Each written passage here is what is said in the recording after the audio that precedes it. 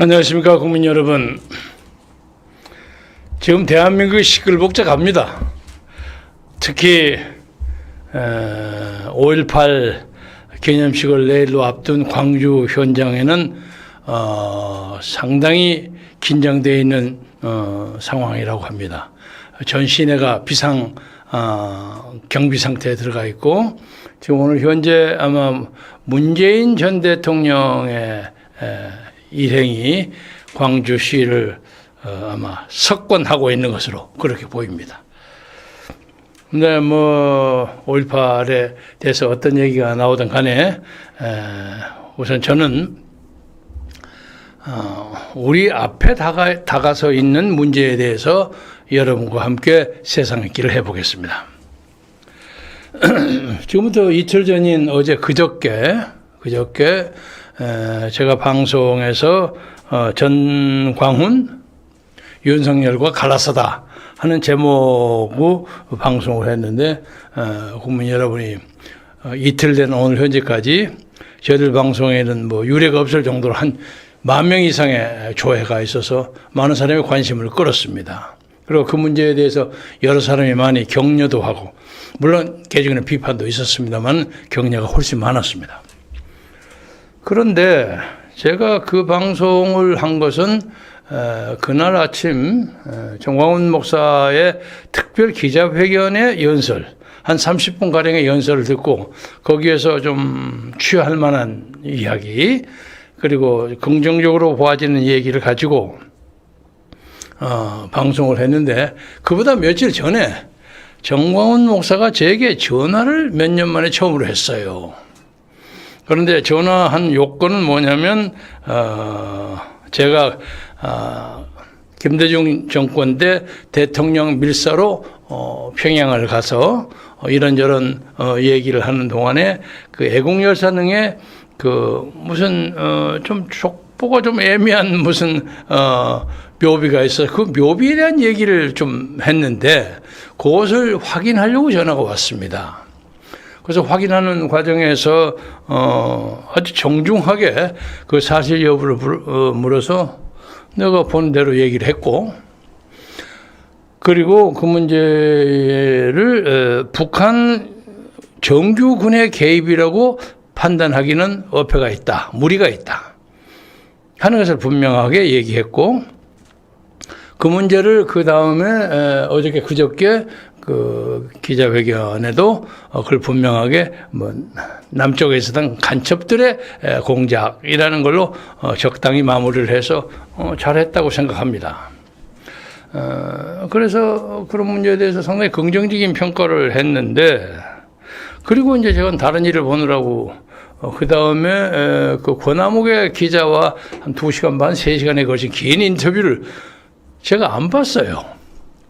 나중에 보려니 저녁에 보면 되니 하고 생각을 안 봤는데, 오후에 되니까 이 사람 저 사람이 막 전화가 막 쏟아져 들어와요. 그래서 무슨 얘기냐 하니까 그 인터뷰 안 보냐 이거야. 나 안 봤는데요. 그 인터뷰 시작하자마자 5분 10분 내에 당신 얘기가 나오더라 이거예요.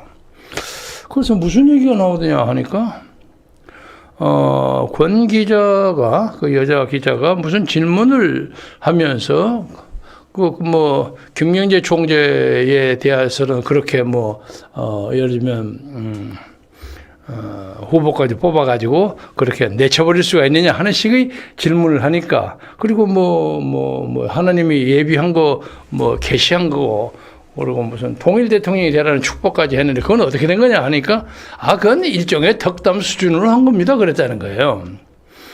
그래서 제가 적당히 얘기했겠지. 아무튼 내가 그 테이프가 다 있으니까 나중에 저녁에 확인하겠습니다 이러고 말았어요. 말았는데 저녁에 들어가서 새벽 1시까지 그 테이프를 전부 보았습니다. 그래도 놀랄만한 이야기가 많이 있었고, 다른 이야기는 구체적으로 제가 할 거 없고, 그게 고추물 이야기도 나오고, 무슨 애기가 세상을 떠났다는 그런 얘기, 폭력 사태, 그리고 수십 개의 아파트를 사준 이야기, 이해하기 어려운, 설명이 잘 안 되는 것을 많은 얘기를 해서 들었습니다만, 그야 제 주요 관심사는 아닙니다. 다음은 문제, 아까 말씀드렸던 그 얘기를 해서 그 뭐 하느님의 계시를 받았다. 그리고 당신이 통일 대통령이 되라. 그렇게 나에게 격려하고, 그리고 아시는 분은 아시겠지만 당시에 국민혁명당 대통령 후보 지명 대회를 했습니다. 그래서 광주에서 전라남북도, 제주도 대의원을 모아서 했고, 대전에서 충청남북도, 세종시, 그리고 부산에서 경상남북도, 울산, 그리고 경상북도, 대구에서 경상북도, 이렇게 제가 알기로 적어도 4개 이상의 대규모 지명대회를 벌려서 그때 후보가 5명이었어요. 5명이어서 그 만만치 않은 사람들입니다. 전직 의원이 한 사람 있었고, 구씨라는 성을 가진 사람이 하나 있었고, 그리고 그 서울법대 나온 유명한 그 변호사 이용규 변호사라고 옛날 삼성 변호를 했다고 해서 꽤 유명세가 있는 사람이라고 그래요. 저도 자세히는 모르지만 뭐 그 사람, 그리고 고영일 변호사, 지금 저 당 대표하는 사람, 그리고 누구 한 사람 해서 5사람이 경선을 붙었는데, 경선의 시족 아주 뜨거운 열기 속에서 했습니다. 그런데 나중에 이제 그 경선을 관리한 사람들의 얘기에 의하면, 표는 제가 압도적으로 많이 나왔다 그럽니다. 뭐 구주화 변호사가 어디 갔다 와서 김사 변호사님 표가 압도적으로 나와서 뭐 이런 식으로 저에게 격려해 주는 얘기도 제가 기억하고 있고, 그래서 저는 그때 기도하는 마음으로 국민혁명당 대통령 후보가 될 경우에 진짜 이 나라의 새로운 자유민주주의, 시장경제, 그리고 한미 동맹, 그리고 가능하면 저도 뭐 베네 신앙이니까 기독교의 입국까지는 아니더라도, 이승만 대통령 기독교 입국을 얘기를 했습니다만은 어떻게 우리나라에 기독교를 국교로 세울 수는 없는 거 아닙니까? 기독교가 많아요. 지금 한 38 내지 40% 되니까. 그런 나라를 만드는데 미력을 다하겠다 하는 각오를 가지고 있었는데, 갑자기 그 정광훈 목사가 저를 어떤 편으로 해서도 부족하지 않는 아주 깔끔하고 완벽한 배신을 했어요. 그래서 정체가 많이 꼬였는데, 아무튼 그 과정은 나중에 설명하기로 하고, 그리고 윤석열 후보와 비밀 협상, 거래, 이런 등등으로 해서 제가 정치적 고난을 많이 겪었습니다. 그런데 그 권 기자라는 사람이 그 내용을 자세히 몰랐기 때문에 그런지 어떻게 김경재 총재를 그렇게 했습니까? 하느님의 축복 어쩌고 하는 건 다 덕담 수준입니다 이러더라고요. 그러면 자기가 그동안 쭉 경선을 하고, 경선 가는 곳마다 연설을 했고, 그리고 마지막에 서울에서 경선 마지막을 마무리했을 때 자기가 축복의 기도와 안수도 하고, 그 타에서 자기가 좌장으로서. 근데 그게 전부 그냥 장난으로 덕담 수준으로 한 겁니까? 그래서 믿기기가 어려웠어요. 그리고 그럴 바에야 신명대회는 왜 했습니까? 그렇잖아요? 그래서 나중에 그런 사건이 벌어지고 난 다음에 제가 그 정광훈 목사와 담판을 하고, 사랑교회, 제일교회 가서 담판을 하고 나오던 날 오후에, 당신이 그렇다면 나는 일단 나의 길을 가겠소 하고 담판하고 나왔는데, 그 밖에 그 소위 태극기 아주머니들이 수백 명이 있었어요. 한 300명 가까이 있었을 겁니다. 그 양반들은 제가 전 목사하고 담판을 하고 온지는 모르죠. 중요한 요담을 하고 나온 걸로 생각했겠죠. 그냥 때로 몰려 들어와서 저하고 사진을 찍고 어쩌고, 사진을 아마 100카트 이상 찍었을 거예요. 한 200카트 찍어. 제가 사진을 찍으라고 아주 피곤할 지경이었으니까.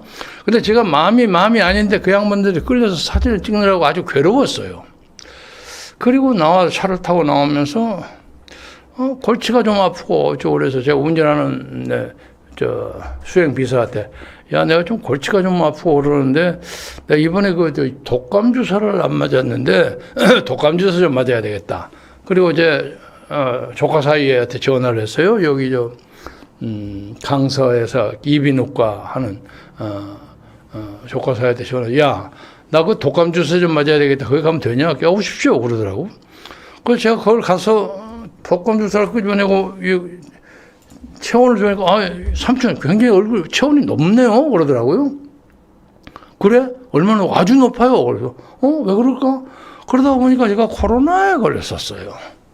그래서 이제 사태가 급전직하러 바뀌어, 아마 제가 뭐 충격받고 그랬기 때문에 그랬던 것 같은데, 아무튼 우여곡절 끝에, 건국대학교 병원에 8박 9일인가를 입원을 했습니다. 근데 제 증상은 호흡이 곤란한 그거였어요. 그리고 뭐 다른데 어디 아프거나 뭐 찔리거나 그런 건 없었고, 그래서 한 이틀, 3일째가 되니까 괜찮더라고요. 그래서 이제 그 의사들이 처음에는 누가 누군지 모르고 하다가 한 2, 3일 왔다 갔다 하니까 제가 대충 어떤 사람인가 좀 알아서 그런지 대우가 좀 달라지더라고요. 솔직한 말씀 드려서 미안합니다만. 아주 깍듯하게 잘해줘요. 그래서 이제 그 숨 쉬는 걸 빼고 해보라고 그러더니 답답하더라고요. 아, 이거 안 되겠는데. 아, 염려 마시고 좀 더 해보세요. 우리가 지금 저기서 모니터에서 다 보고 있습니다. 그러더라고요. 아, 그래서 내가 이거 뭐 사고는 날 것 같지가 않구나 해서 좀 숨이 가쁜 것을 적당히 한 15분, 20분 하니까 괜찮아지더라고요. 그래서 와서 이제 괜찮죠? 그러더라고요. 그래서 제가 3일째 만인가 4일째 만인가 그 호흡기를 뗐습니다. 그러는 동안에, 아, 저는 빨리 나가고 싶은데, 일일이 여삼추죠, 그때. 아, 안 됩니다. 여기서 다 할 거 다 하고, 뭐 이거저거 다른 검사도 하고 뭐 해야 된다는 거예요. 그래서 꼬박 8박 9일 만에 나왔는데, 그때 외부하고 완전히 차단해 있었어요. 근데 그 동안에 정광훈과 그 일파들이 너라 TV와 등등을 통해서 김경재를 그냥 난도질을 했던 것 같아요. 아주 난리를 쳤어요. 그런데 그 과정에서 저는 한마디로 대응을 안 했단 말이에요. 안 한 게 아니라 못 한 겁니다. 그러니까 사람들이 정광훈이가 좀 지나치게 한다 하면서도 아니 왜 김경재는 아무 말 안 하나. 그리고 지금 참고 있는 건가? 아니면 할 말이 없어서 그런 건가? 여러 가지 이제 설왕설래가 있었는데 내가 코로나 걸려서 입원하고 있었다는 건 몰랐던 거죠. 그래서 그 과정에서 나오니까 제가 얻은 소득의 하나는 아, 그 김경재가 굉장히 참을성이 있구나 하는 것을 하나 얻었어요. 그 대신 뭐 할 말이 없으니까 꼼짝 못하고 있었겠지 하는 조롱도 없지 않아 있었습니다. 그래서 이제 그 과정은 뭐 제가 뭐 더 이상 설명할 건 없습니다. 나중에 하겠습니다만. 그런데 그 쓰라린 엔카운터라고 할까? 그 격돌에 있는 후에 몇 년 만에 저에게 전화를 했었어요. 그걸 물어봐서 제가 진지하게 답변을 했어요. 그래서 자기가 5.18 문제에 대한 자기의 견해를 얘기하고 그거 참 훌륭하다고. 그리고 또 연설을 들어보니까 또 자기가 제 이름을 일부러 얘기하지 않으면서 당시에 밀사로 간 어떤 사람의 증언이 있다. 뭐 이런 얘기를 해서 좋게 들었는데 갑작스럽게 그 기자의 설명에 그 뭐 김경재한테 그렇게 얘기한 것은 뭐 덕담 수준으로 했다. 그럼 덕담이 뭡니까? 하나님의 이름을 빌려서 축복하는 것은 하나님의 계시가 없는데 지가 마음대로 만드는 그냥 좋게 말하는 덕담 수준입니까? 그렇게 해서는 안 되잖아요. 그래서 제가 사실은 그런 분노 때문에 잠을 설쳤습니다. 그런데 어저께 보니까 무슨 뭐 당에 입주식을 한다고요. 여의도에, 여기서 가까운 거리입니다. 여의도에 입주식을 하는데,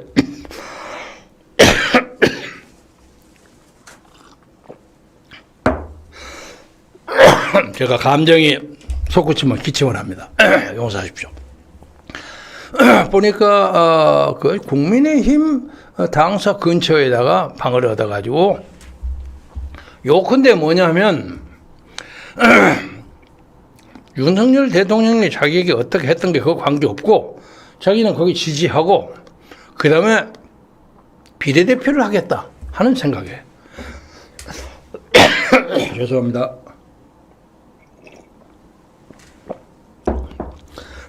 그러니까 예를 들면 이제 뭐 친구들이 와서 전화하려나 그저 정광훈은 일편단심 민들레로 윤석열 노래만 부르고 있는데 윤석열한테 좀 배척당해가지고 별로 이익도 못 받고 그랬는데 그래도 버리지 못하고 그 옆에다가 윤석열 본가 옆에다 또 집 지어가지고 작은 집 지었다 그 얘기를 하더라고요. 그래서 그 말도 좀 그럴듯하다 이런 생각을 했습니다.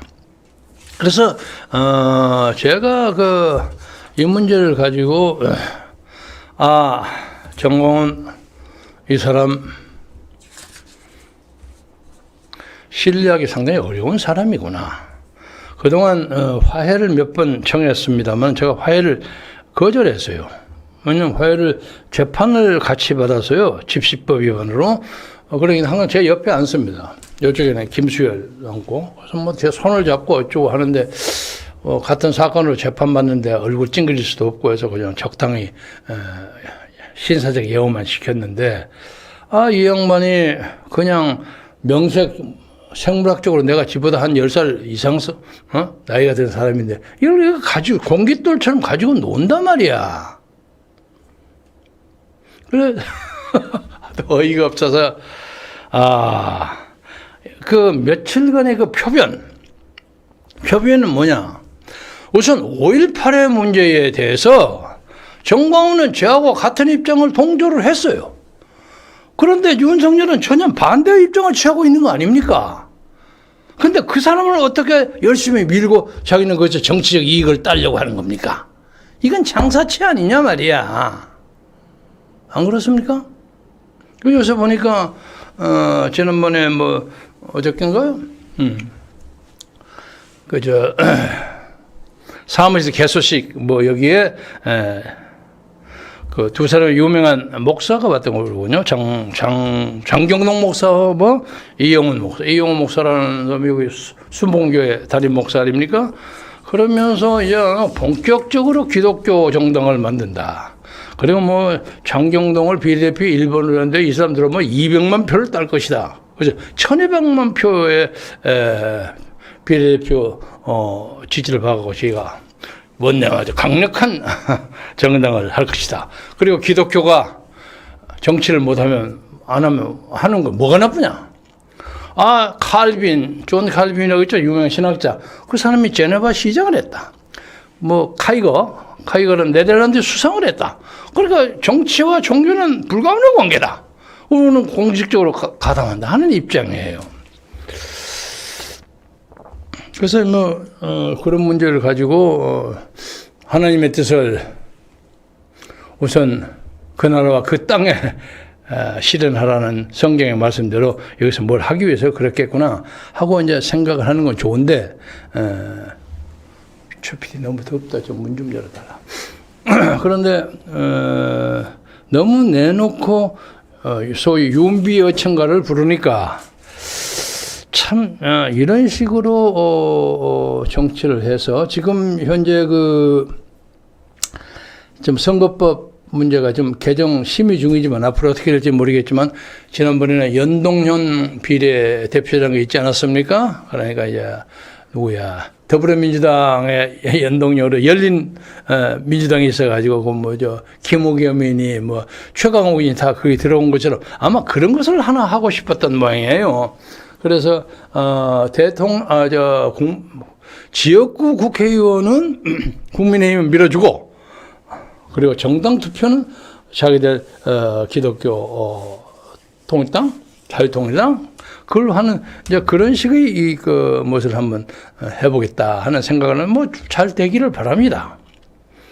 그러나 제가 현재로 보기에는 그 양반이 이제 그 후에 내가 돌아와서 나와서 정광훈에 대해서 이런저런 좀 비판을 하니까 목사로서는 하기 어려운 악담을 저한테 많이 했어요. 김경재가 계속 저렇게 딴소리를 벌리면 김경재한테 원자탄을 남겨버리겠다고 그랬어요. 그래서 아직 대한민국과 김경재의 가슴에 원자탄은 떨어지지 않았습니다. 그래서 이렇게까지 무리를 하면서 정치를 할 수 있을 것인가? 저는 5.18 문제에 대해서 솔직하게 말하면 당시에 5.18 때 미국에 있었기 때문에 5.18의 그 진지한 그 열정, 그 민주화의 의지 이런 것을 그냥 멀리서 봤기 때문에 직접적인 체감은 부족합니다. 그러나 미국에서 여러 가지 뉴스를 통해서 우리 국내 국민 여러분이 보지 못했던 많은 동영상을 보았어요. AP, UPI, 뭐 AF 이런 걸해서 많은 걸 봤어요. 막 진압하는 거, 총사하는 걸 많이 봤습니다. 그래서 광주의 진정한 민주주의를 지향하는 시민들, 학생들뿐만 아니라 어떤 제3세력이 개입됐을 것 같다는 느낌을 많이 가졌어요. 아니 어떻게 저렇게 일사불란하게 할 수가 있나. 그런 느낌을 가지면서도 5.18 광주의 진정한 의미 이것에 대해서는 회의하지 않았습니다. 회의하지 않으려고 노력했습니다. 그게 그때가 1980년 5월 18일 아닙니까? 그래서 제가 30년 동안 모셨던 김대중 선생이 그때 감옥소에 있었어요. 뭐 아주 중형을 예고받고 있는 아주 엄혹한 상황이었어요. 그래서 당시에 1980년 8월 15일, 그러니까 한 3개월 후죠.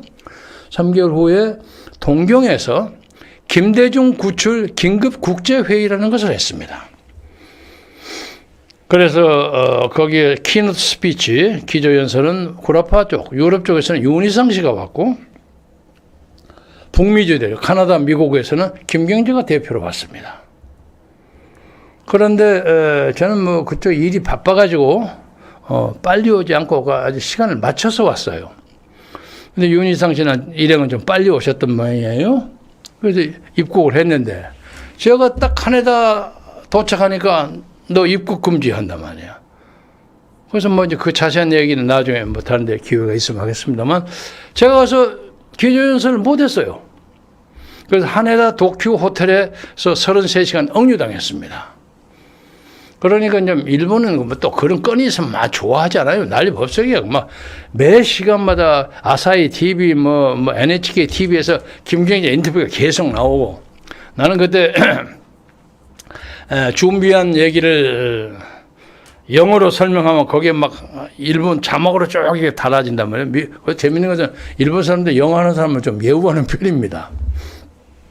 그러다가 33시간 후에 나갔어요. 그때가 1980년 8월 15일이었습니다.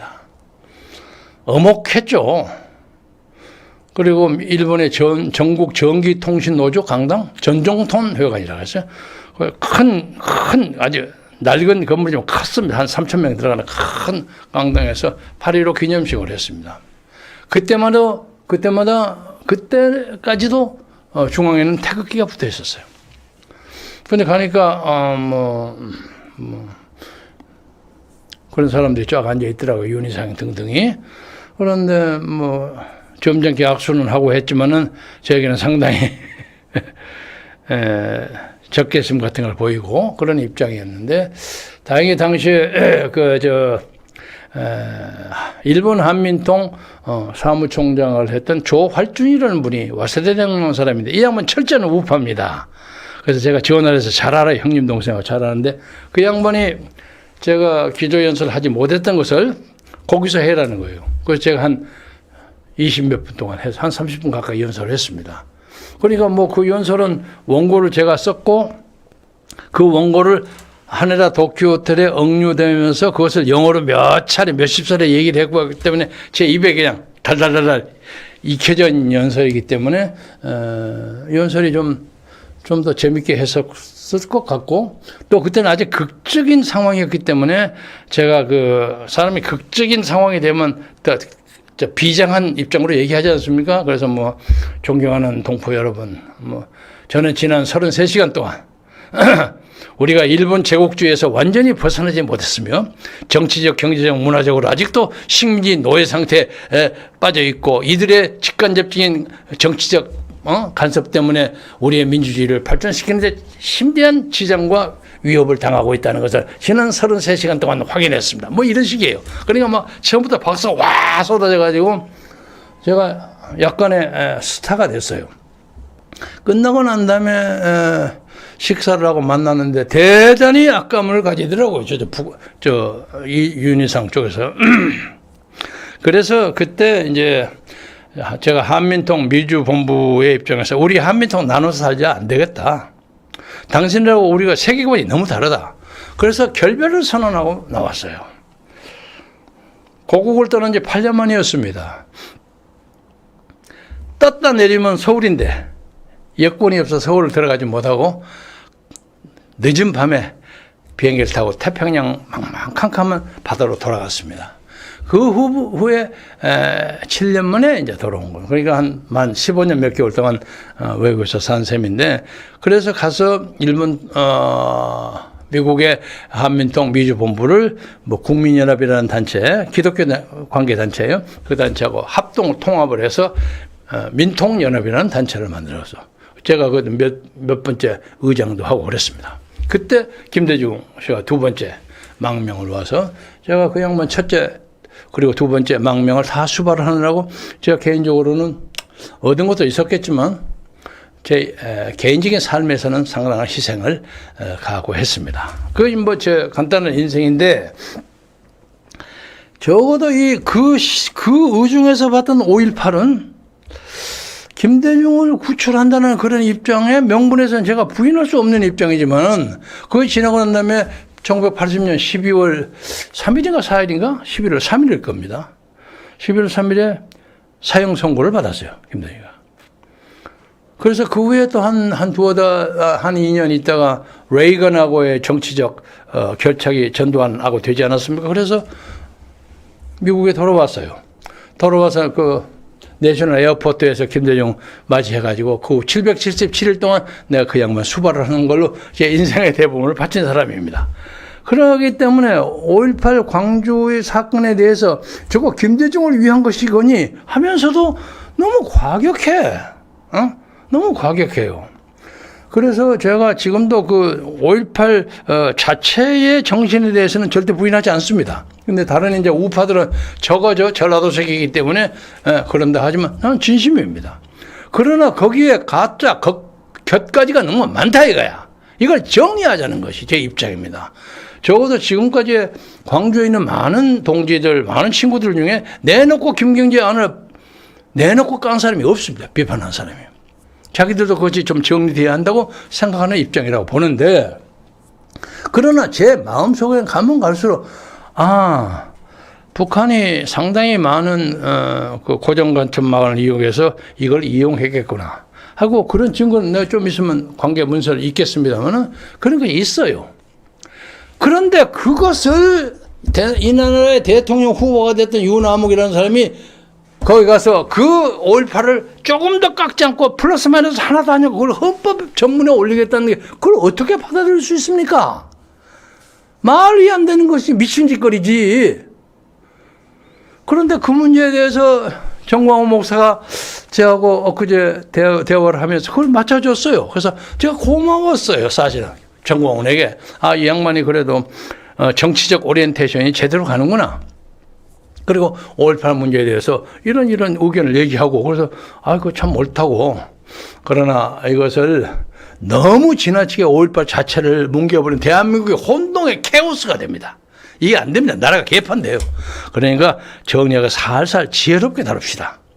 내가 그런 입장을 취했는데 갑자기 어저께 돌아오니까 그렇게 우리가 비판의 대목으로 삼았던 윤석열이를 위해서 살고 자기는 비례대표 먹겠다는 거야. 아니, 하루아침에 이렇게 배신할 수가 있습니까? 그래서 하도 어이가 없어. 어이가 없어요. 그래서 오늘 아침에도 보니까 이 양반하고 뭔가 같이 하다가는 정말 큰일 나겠구나. 어제 저녁에 고민을 많이 하고 한 10여 명의 제 가까운 참모나 선배들이 와서 좋은 말 할 때 정광훈하고 손 띄어라. 안 된다. 그리고 그 사람들이 뭐 국회의원 해먹고 싶어서 왔다 갔다 하고 뭐 어쩌고 하는 거 내버려 둬라. 너는 국회의원 2번이나 했지 않냐? 난 국회의원 욕심 있거나 그러진 않습니다. 제가 지금 가지고 있는 욕심이라고 딱 잡아띄자면 나는 윤석열을 통해서 일종의 대리만족을 느끼는 입장입니다.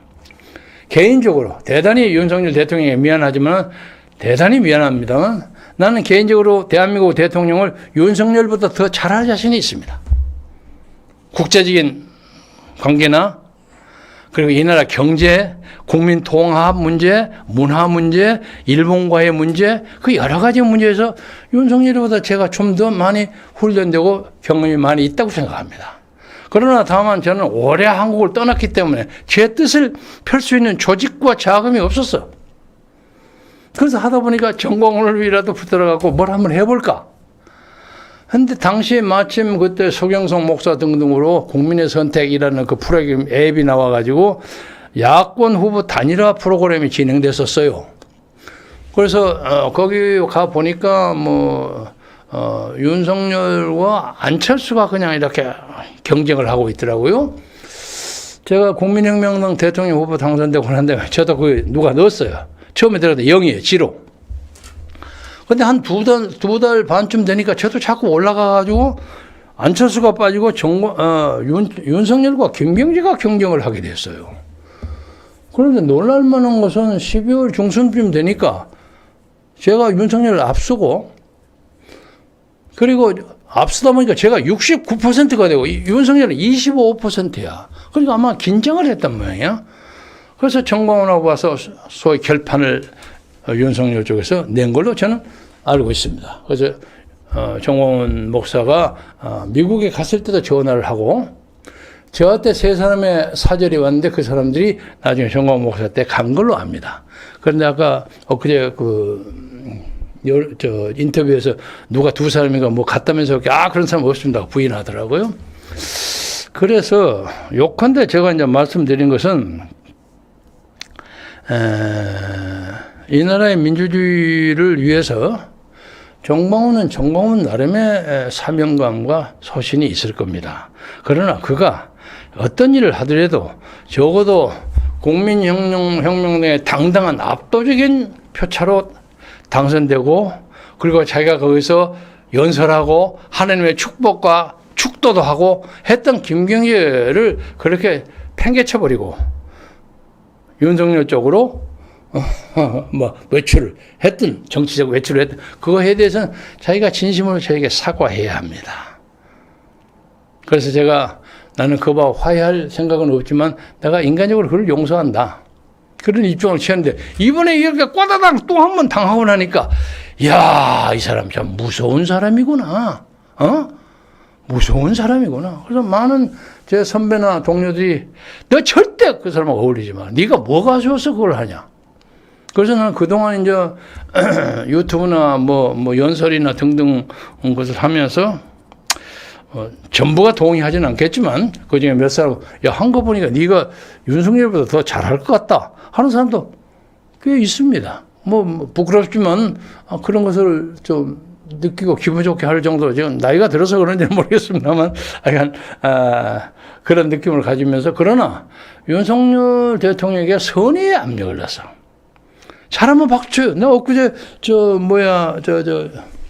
미국에 가서 의회에서 연설한 거 잘했다고 얼마나 제가 칭찬했습니까? 잘한 건 칭찬해요.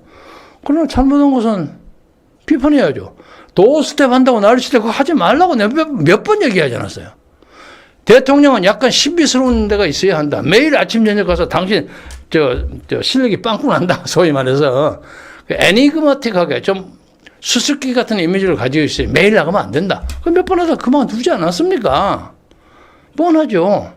그런 경험이 그 밑에 있는 참모들이 훈련이 안 돼 있어. 부족해 아주. 그리고 우리가 보기에는 아슬아슬해요.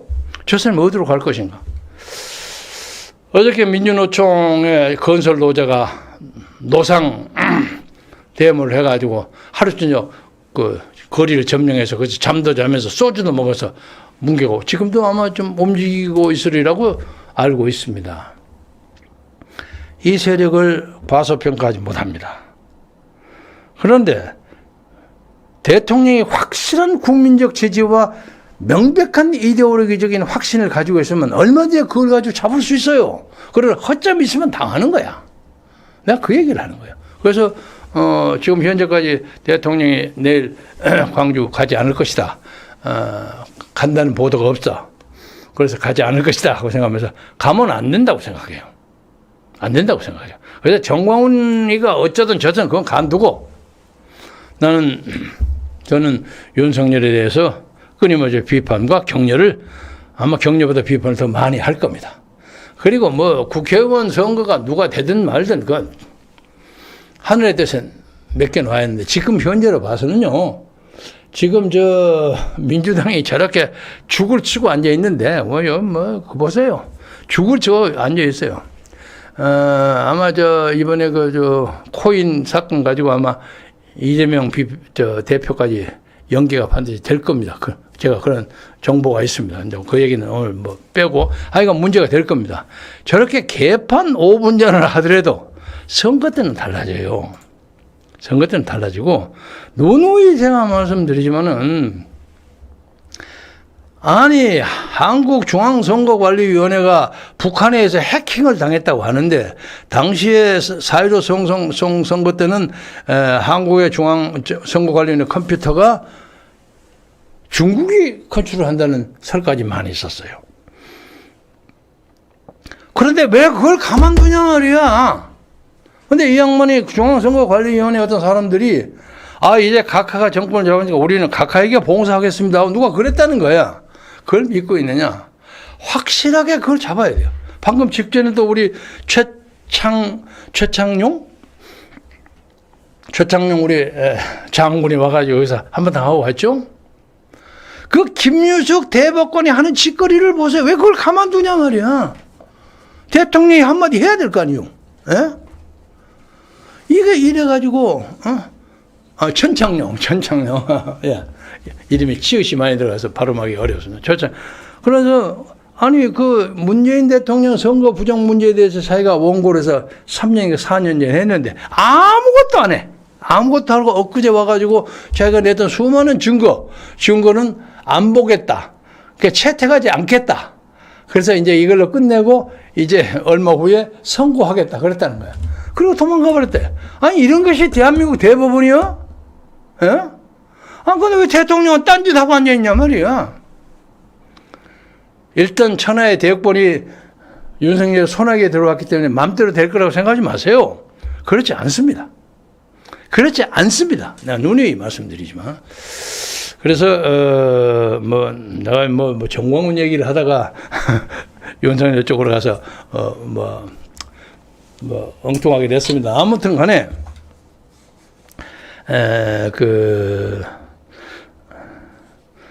정광훈 목사의 최근에 그 화려한 변신이라고 할까요? 그래서 제가 간판에 윤석열 본것 같이 했는데 옆에다가 일편단심 민들러 나 좀 챙겨주시오 하고 옆에다가 작은 집 지어가지고, 뭐 하고 하는 거 보니까 너무 철없고 더덥다는 느낌이 듭니다. 대한민국의 기독교가 이래서 될까 하는 느낌도. 나는 그 양반의 그 종교적인 신앙에 대해서는 내가 지지하거나 이해하는 게 별로 없습니다. 저도 영생 미국에서 신학교 졸업생입니다. 버지니아 신학교 150의 수료생입니다.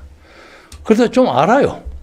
그렇게 대한민국의 그 영민한 목사님만큼 박지는 못하고. 그렇지만 요새 장로님이 많습니다만 저는 베네시나이고 60년 동안 집사만 합니다. 장로할 자신이 없어요. 장로할 만큼 경건하거나 교회에 봉사하거나 또 헌금도 일정하게 내고 그런 거 내가 할 자신이 없어서 지금도 원로 집사입니다. 제가 경동교회 원로 집사입니다. 강원영 목사의 사랑을 받으면서 살았습니다. 그러나 성경은 꽤 압니다. 꽤 아는데 정광 목사 설교에 재미있고 익살맞고 좋은 것도 있지만 많은 부분에 동의하지 않습니다만 어떻게 선지자라고 자칭하는 사람이 우리 같은 미물 축생들하고 다 맞을 수는 없는 거 아니겠습니까? 그건 이해합니다. 이해하지만은 청컨대 정광훈 목사가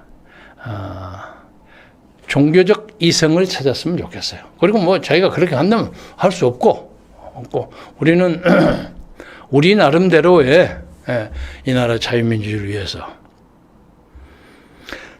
부족하지만 1960년 이래 저처럼 파란만장한 삶을 산 사람이 드뭅니다. 1960년부터 72년까지 온갖 데모에 선도했었고 60년에는 경무대 앞에서 총탄이 날아올 때부터 시작해갖고 온갖 데모 다 했고 그 72년에 미국으로 가서 간신히 뭐 스칼라십 재수가 좋아서 하나 받아고 와서 거기서도 한민통 그리고 국민이라 꾸준히 했고 그리고 16년 만에 고국에 돌아와서 김대중이라는 보수를 열심히 돕다가 나중에 그 양반에게도 이론이 틀렸어요. 나는 틀린 말은 반드시 합니다. 무슨 이해서 합니다. 뭐 간단하게 아시는 분 많이 아시겠지만 북한 갔다 와서 북한에 돈 주지 맙시다 하는 얘기 해가지고 내가 당했어요. 그때 제가 현역 의원이었는데 너는 국회 가서 이래. 넌 빠져. 그래서 내 정치적 고난을 무릅쓰고도 빠졌죠. 근데 요새는 그때 김대중한테 얘기했던 걸 잘했다고 생각하는 사람이 점점 더 늘어나고 있습니다. 고맙게. 그래서 그렇게 앞으로 살 겁니다. 그런데 적어도 5.18 문제에 대해서는 제가 앞으로 읽어드릴 이 문제, 이것이 제가 100% 지지하는 건 아닙니다만은 그래도 제 의견과 가장 가깝습니다. 가깝고, 그리고 그러나 5.18 문제가 복잡하게 얽혀지면 광주 사람들의 자존심, 광주 사람들의 부끄러움, 이것을 저는 마음 아프게 생각해요. 어물어물하다가 들어가고 그냥 빼도 박도 못하는 사람. 그러나 지금 여기서 알려진 사람 5,900명의 유공자 중에서 뭐 이해찬이, 서른이, 뭐 추미애니 무슨 뭐 홍준표도 들어갔다는 얘기 때 그런 사람들이 왜 들어가서 앉아 있느냐 말이야. 다 빠져라 이거야. 나는 묵시리에 빠져라고 그랬어요. 묵시리에. 천천히 빠져라고 그랬는데 그런 문제가 잘 정리되도록 윤석열 대통령이 지혜와 실력을 발휘했어요.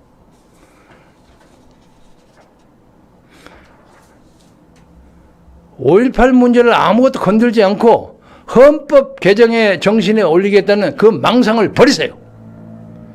그런 헌법 개정안이 올라갈 일도 만무하지만 설사 헌법 개정안이 된다고 하다 그거 절대 올리지 못합니다. 이 나라는 개판 쓱대밭됩니다. 그래서 이것이 가장 중요한 윤석열 대통령의 가장 중요한 정치 역할에서 터닝 포인트입니다. 제가 과장하지 않습니다. 그렇게 말씀드리면서 예비역 안보단체가 5.18을 기해서 발표한 성명서 제가 100% 지지하지는 않습니다만은 잘 정리가 돼서 제가 읽겠습니다. 예비역 안보단체 5.18 성명서 5.18 유공자 명단을 공개하고 5.18 계엄 군경의 명예를 회복하라. 5.18은 한국 현대사에서 6.25 전쟁 다음으로 슬픈 참극이다. 6.25 전쟁이 세계 자유진영과 공산진영 간의 체제 충돌이었다면 5.18은 국가와 광주, 계엄군과 시민군 간의 무력 충돌 사건이다. 우리는 대한민국 현대 역사의 참여자이자 관찰사로서 5.18 사건을 통렬하게 지켜보았다.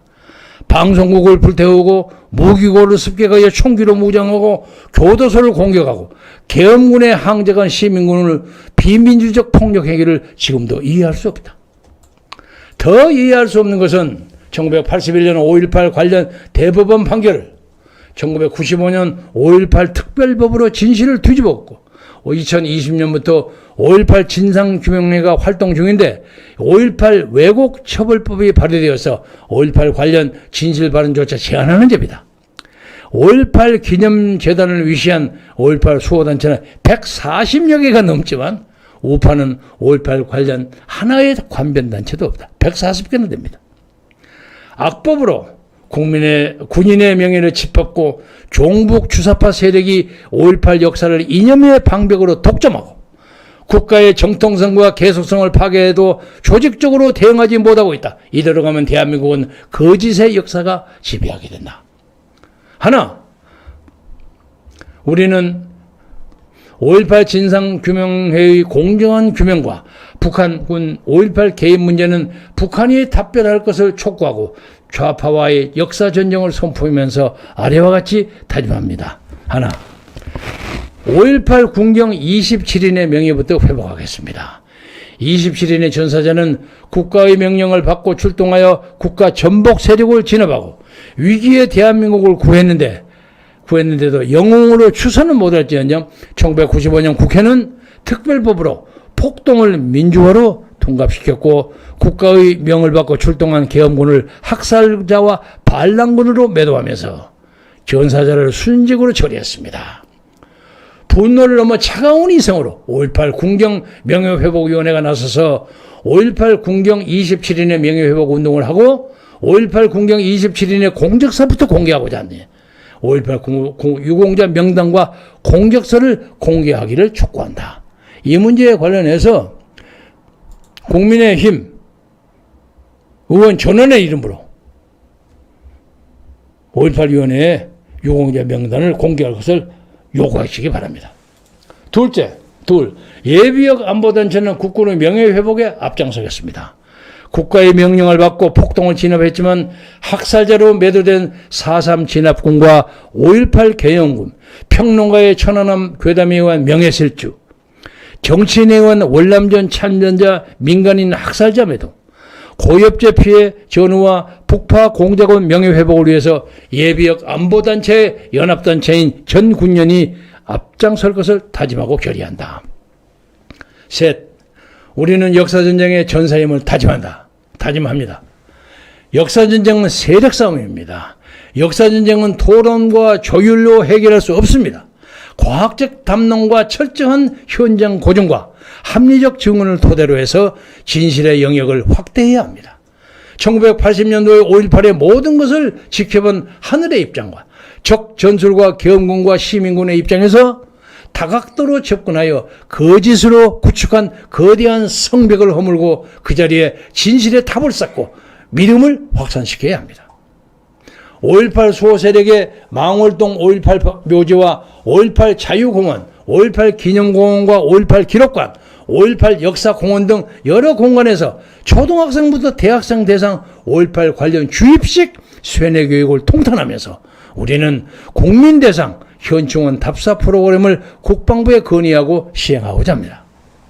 끝으로 750만 해외 동포를 비롯한 5,200만 국민과 함께 5.18 전사자와 희생자의 명복을 빌고 5.18의 진실이 규명되어 온전한 화합을 이루기 전에는 5.18 추모 행사를 정부가 주관하거나 정부 인사가 참여하는 것은 위헌적 행위임을 밝힌다. 5.18 진상규명위원회는 진상을 투명하고 공정하게 밝혀라. 계엄군이 50회 이상 발포를 했다고 발표했는데 발포는 북한군의 용어다. 시민군의 비민주적 폭력 행위는 덮고 계엄군의 잘못만 찾는 것은 인간 도의와 절차를 무시한 일방적 진실 왜곡이다. 5.18 진상규명회의 진실규명을 촉구한다. 2023년 5월 17일 오늘입니다. 육군사관학교 총구국동지회, 해군사관학교 구국동지회, 공군사관학교 구국동지회, 육군 3사관학교 총구국동지회, 해병대 장교 구국동지회, 간부사관 구국동지회, 공군 학사장교 구국동지회. 여기는 제가 공군 50기 대표입니다. 대한민국 ROTC 자유통일연대, 해병대 전후 애국기동당, 5.18 특전사 명예회복위원회 이상입니다. 그러니까 이 나라를 지키기 위한 호국의 간성들이 힘을 합쳐서 5.18 문제에 대해서 발언한 겁니다. 여러분이 이거 떴으니까 다시 한번 자세히 읽어보세요. 얼마나 이들이 피해 맺히게 얘기했나. 그래서 저는 이 사람들의 마음에 100%는 동의하지 않지만은 그러나 중간자의 입장에서 광주의 시민의 명예도 살리고 그리고 가짜는 좀 쳐내버리고 이 사람들과 국민 여러분도 다 같이 동의할 수 있는 명예로운 5.18 역사 바로 세우기를 윤석열 대통령이 선도해 줄 것을 바라면서 5.18 조사위원회 광주에 만들어서 소용없어. 저도 엊그제 도원 갔다는 얘기 들었어요. 밖에다 만들어란 말이에요. 제3자. 거기 있는 사람들은 저는 눈치 보면서 겁나서 적당해요. 요새는 5.18 문학관 짓는다고 나라고서 문학자를 누구를 세울까 하고 그것 갖고 돈 가지고 싸움한다는 얘기를 들었습니다. 그렇게 하면 안 됩니다. 국민을 오도하고 버리게 만드는 겁니다. 그래서 광주 시민의 많은 사람들이 솔직히 말하면 저 입장에 동조하리라고 생각합니다. 윤석열 대통령 다른 사람보다 윤석열 대통령이 가장 큰 책임을 져야 할 사람이에요. 정광훈이가 뭐 어쩌고 저쩌고 그거 지엽에 불과한 일입니다. 적어도 5.18 문제 하나만큼 분명하게 잘해주면 아마 내가 윤석열을 무지무지하게 광신적으로 지지할 겁니다. 여러분도 5.18을 통해서 당시에 많은 사람들이 그 비극적으로 헛되이 죽은 사람도 많죠. 간첩도 있었겠죠. 억지도 있는 사람도 있었을 것이고 그런 것을 다 뭉뚱그려서 민족 통합, 화합으로 가는 그런 계기가 이번 5.18을 통해서 마련되기를 진심으로 바라면서 여러분의 현명하고 지혜로운 역사 발전의 주체 세력이 되기를 진심으로 바라면서 말씀을 마치겠습니다. 고맙습니다.